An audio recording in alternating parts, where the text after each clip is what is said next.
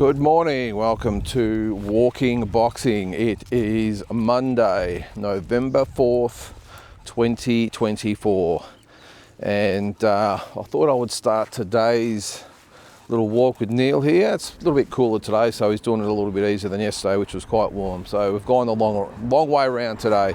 But I thought I would start today's walk wishing one of the greatest heavyweights of all time a happy birthday. Larry Holmes, the Eastern Assassin, turned 75 today, and what a champion he was. Who can forget that he got to 48-0 before suffering or becoming a victim of the jinx, Michael Spinks, and suffering a 15-round loss to lose his IBF title. And then, well, not just once, but twice, and then looking finished against Mike Tyson before reinventing himself, getting another crack at the world title, and having 75 fights overall. So he won the title in 78 over Ken Norton in an absolute war. Defended it, I think it was, I'm going to guess, I can't remember, was it 16 times or something like that? It was a fair few. But I still remember the fight with Jerry Cooney back in 1982, Caesars Palace. Probably my first big fight that I'd ever seen. And I remember the build-up of it all, and it was just a massive, massive fight. And I've mentioned the fight in numerous sort of videos that I've done in different formats on here. It's just one of those, one of those biggest fights of all time. Not necessarily as far as the two opponents goes, because Jerry Cooney certainly wasn't in the league of some of the greats in the past, but just the build-up to the fight and the circumstance of the fight was just massive. And then watching him just clean out the division over the years. I loved Larry Holmes, and look, I probably had him number 3 on the all-time list. Could have even been number 2 for me. I had Muhammad Ali at number 1, but I had Joe Louis at number 2. But just Larry Holmes. I just think he could have hung with any heavyweight in history, and that includes Muhammad Ali at his peak. I think Larry Holmes was just an unbelievable fighter. Got a bit of a bad rap. He was never forgiven for beating Muhammad Ali back in 1980, it was.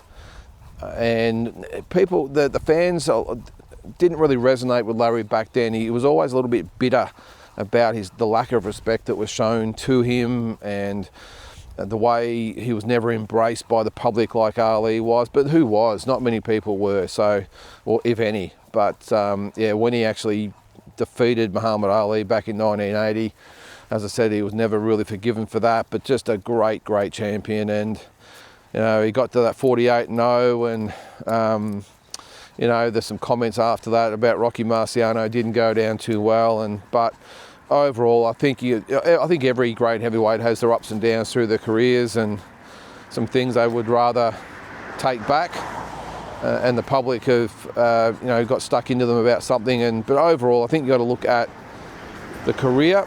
And Larry Holmes had one of the greatest heavyweight careers of all time. And as I said, I would have him at number 3, maybe even at number 2. I just think he was that good. So anyway, happy birthday to you, Larry Holmes. Can you believe he's 75? Wow, crazy. All right, guys. So the other thing I was going to mention is that this is probably about sort of the time of year where it gets a little bit dull. There's a bit of a sort of a dull patch in boxing. I know we've got a couple of big fights coming up in Usyk and Fury, 21st of December, and then 3 days later we have Goodman and Inoue. So they're probably the last sort of 2 big fights, I think. Is it Navarrete and Valdez? Is that December 7th or something like that? So we've got some okay fights, but at the moment it's not really a lot going on. I know we had O'Shaquie Foster beating Robson Conceição yesterday, which was good, but it was a good solid fight. But it's not one of those fights where you're counting down the days and and you can't wait for the fights to come. And even though, as I said, we've got a couple more to go, I thought I would sort of fill in the blank days, I suppose if you'd call them, or the grey sort of days with a little bit about my involvement in 40 years of boxing now.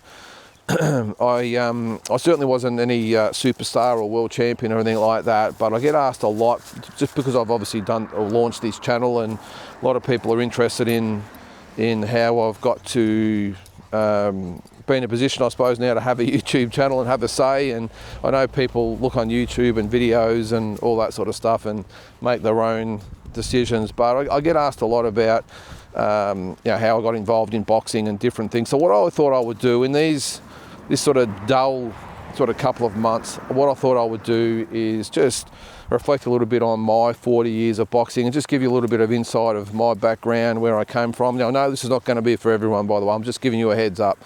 But I do this every single day, and we've got to have content, don't we? And if the boxing world isn't providing it, well, you're going to have to listen to me talk about myself. So, but yeah, so what I thought I would do is just start from the beginning and answer a lot of the things that I get asked about, when I started, how I started, the amateur career, my different thoughts on different things, different experiences. I'm sure I've got a lot of stories that you would like to hear. And again, it's not all just about me. I don't want it to be that, because if you know me, you know I'm not the type of guy that likes to jump on YouTube and talk to hundreds or thousands or whatever it is people about myself. But just different experiences from being obviously a boxer myself, starting at 10 years of age, all the way through my journey, but also then being involved as a promoter, promoting over 20 fights and being involved in some of the biggest names in Aussie boxing. Just a lot of the great fighters I've met over the years, the big fights I've been to overseas, just all those types of things. So it's not going to be just a, hey, look at me type of segment. It's just going to be my experiences in the boxing world, and that will include obviously stories about myself, but I hope you get where I'm going at anyway. But as I said, we have to fill in the time, and sometimes there's not really a lot to talk about, so you're going to have to listen to me. So what I'm going to do today, we're going to start right from the start. Okay, I'm going to work our way through the years and different things that come up, and hopefully you'll find it interesting. And if there's anything in particular you'd like to know, well, obviously just put it in the comments or send me a message or whatever it might be. Any comments on those, of course, put it down there. But I'm going to start with when I first started boxing. Now, first of all, no one in my family boxed. I didn't know anyone that boxed.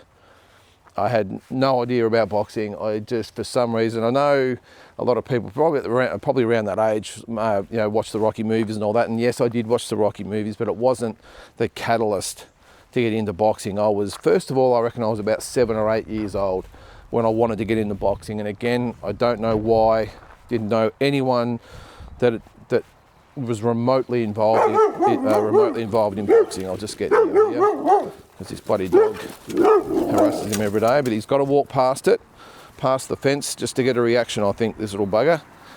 All right, so I was about 7 or 8, might have been a little bit younger, but of course the stigma of boxing back then was a lot different to what it is today, and it was all about, you'll get brain damage and all this sort of stuff. So my mum actually said, no, you're not going to box until you're a suitable age.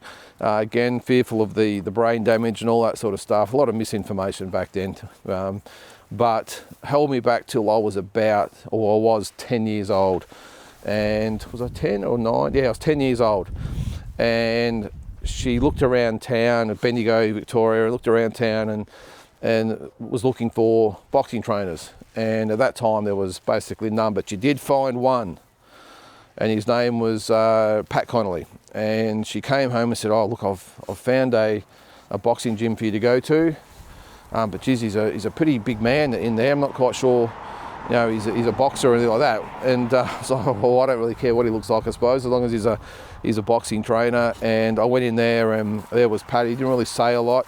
One of those guys who just more actions than words, I suppose. You don't get much out of him, and he didn't give me a lot. And he started the process. And back then in his gym, it was just, all right, we'll just see how much you want it. And probably the first couple of weeks was the little boxing. And this gym, by the way, was just pretty much a double car garage. That's all it was, literally a double car garage with a ring in it and a few bags. It was absolutely tiny. And a little handmade or homemade gym that he had, ring that he had, and it was just made of wood. And the ropes were just cable with newspaper and electrical tape around them. That was it. I think a lot of people probably back that up as far as a lot of the gyms they've been to, that this is just the norm. Probably with a lot of gyms today too, actually. But he had the ring, and I had to go up and down this ring for the first couple of weeks, just with footwork, up and back, up and back, up and back. And it was probably a little bit of a test of, do you really want to do this, or I'm going to test to see whether you really want it. And I did it, and I think to this day he probably still does it. But and he said, what do you want to do in boxing? And I still remember it because I meant it at the time. I said I want to be heavyweight champion of the world. Now, of course, a lot of young kids say that, but I meant it. I wanted to be heavyweight champion of the world, and this is, mind you, I was 10 years old and weighed about 30 kilos, so I had a long way to go. But I went up and down this line and learned the basic punches, because Pat didn't really have a real background in boxing. I think he said he'd only had the one amateur fight that didn't end well for him, but he'd been around boxing, and it wasn't about that. It was just a gym to go to and just learn the basics, and that's what he did. And he was a very, very good teacher. He showed me just the basic, the jabs and the hooks and the body shots and that sort of stuff. And of course, I'm at him. I want to fight. I want to do this gym stuff. I don't want to be up and down the ring and doing this pity pat stuff. I want to get in there and actually fight. And we went to, he said, all right, well, because normally back then, and I don't know what it's like, I know a lot of gyms are different these days, but back then his mantra was, you got to be in the gym for a year, which I do agree with even to this day. Be in the gym for a year, get some experience, and then when you get in there, you're ready to go. But anyway, it was about 4 or 5 months into my little journey, could have even been a bit less. And there was a fight night at a footy club, probably about an hour away, in a place called Buninyong. And it was illegal, so it was just a footy club that put this fight night on between them, amongst themselves. It wasn't sanctioned or licensed or anything like that. It was just in the club rooms of a footy club, of the Buninyong Footy Club. And I got down there, and all I knew at that stage, by the way, was pretty much my left hand. I hadn't got to the point where I'd learnt my right hand, because he sort of went in phases. And I knew a jab, and I knew a hook, and I knew a jab to the body. That was about it. And I wasn't allowed to throw the right hand. And I got in with this kid, local kid. He was the local hero. He was from Buninyong. And with pretty much a jab to the head, a jab to the body. And I wasn't nervous at all. I still remember it. I wasn't nervous at all. And as a 10-year-old kid, I suppose you don't get nervous, do you? Just to get excited. And pretty much the whole fight was me just jabbing to the head, jabbing to the body, jabbing to the head, jabbing to the body. That was about it, and really towered this guy up just with that. And the poor bugger, I think his street cred suffered a lot after that, because he was a local hero and he got a bit of a touch up with the guy kid that was only using his left hand. But I still remember it, and I was so excited. And I think, I can't even remember what I wore, because I probably just wore footy shorts or something like that and runners, but I was so excited, and technically had my first fight. And Pat sort of, after that, sort of fast-tracked me a little bit. I was allowed to get in there after about 9 months, I think it was. And it was October, actually might have been October, November, so it was almost exactly 40 years ago. It was 1984. And I went down to the Braybrook Hotel, and they had fight nights there, and Braybrook's out in Footscray, I think, in Melbourne. And I got down there, and I wasn't supposed to fight, so Pat said, come on, this is my first fight night I'd ever been to, amateur fight night. And he said, come on, we'll go down for a look. So it was only Pat and I went, and I had a mate who decided to come as well. So it was the three of us in this ute, and we drove to Melbourne. He said, bring your gear just in case, because you never know. And as I said, we didn't have an opponent lined up, and I got down there, and there was a kid there, my age. I think he's a little bit heavier than me. Might have been 2 or 3 kilos heavier. I weighed 34 kilos. That's what I weighed in at. He might have been 36, 37, whatever it was, but it didn't really matter then. His name was Khan Johnson. He played a big part early in my journey, Khan Johnson, and he'll come up a few times. But he was a tall kid. He was from Chelsea. And I got dressed again, wasn't scared at all, just 100% excited. And I'll backtrack a little bit with my outfit, because back then, it wasn't like today. There's no internet. There was no one that sold boxing gear here in Australia. So you had to send away, and I don't know, I think my mum got me a robe made by a friend. It was a black robe, I remember, black satin robe, and the trunks were handmade as well. And I think it was a local sports shop in town, because you couldn't just jump online and buy boxing trunks or shoes, boots, whatever it is. Back then, you just couldn't get them. So the boots, I can't remember, this sports shop said, look, I think I've got a contact somewhere, and they ordered me in these boots, and I reckon they were 3 or 4 sizes too big. They look like clown shoes, and these homemade trunks and my satin shoes, but there was no way I was going to get in the ring without looking like a boxer. And my opponent, he might have had trunks on, but he only had runners on and that sort of stuff, but I had boots. Now, they might have looked like clown shoes, but they were boots. And I got in the ring, and I wasn't even up to the top rope. That's how short I was. I was tiny, 34 kilos, 10 years old. Might have, actually, by then I would have been 11 years old. And I jumped in the ring, and again, looking back, I wasn't even up to the top rope, and they were 3 1-minute rounds. And I just remember the whole fight was just a blur. And Khan Johnson was trained by Frank Kenny, who was a really good trainer from down in Chelsea. And we fought 3 1-minute rounds, and I got through it, and I won the fight. And it was just an unbelievable experience. It really was, and I was so excited. And I thought I just won the world title, winning a 3 1-minute round fight. And back then you could smoke in the venues.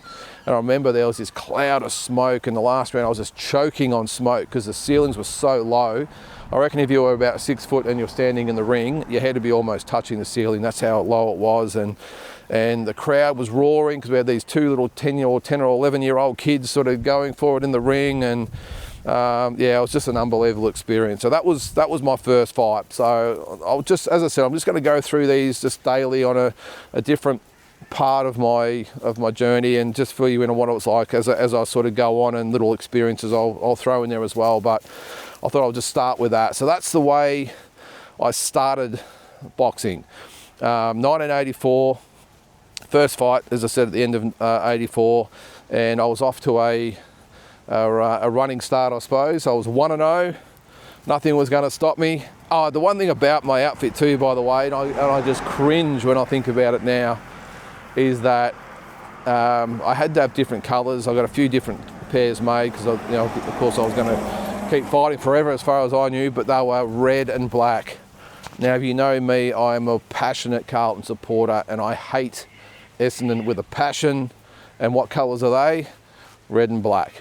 And it's funny because the colours I wore in my second fight that I'll get to in my next video were black and white, Collingwood colours. So I don't know what the hell I was thinking. I reckon there was a black and yellow, a yellow and black pair thrown in there as well at some stage. So anyway, I can't believe, I've still got them hanging up in my gym at the moment in a frame, the trunks I wore in my first fight. So, but anyway, that was the story of my entry into boxing, my first fight.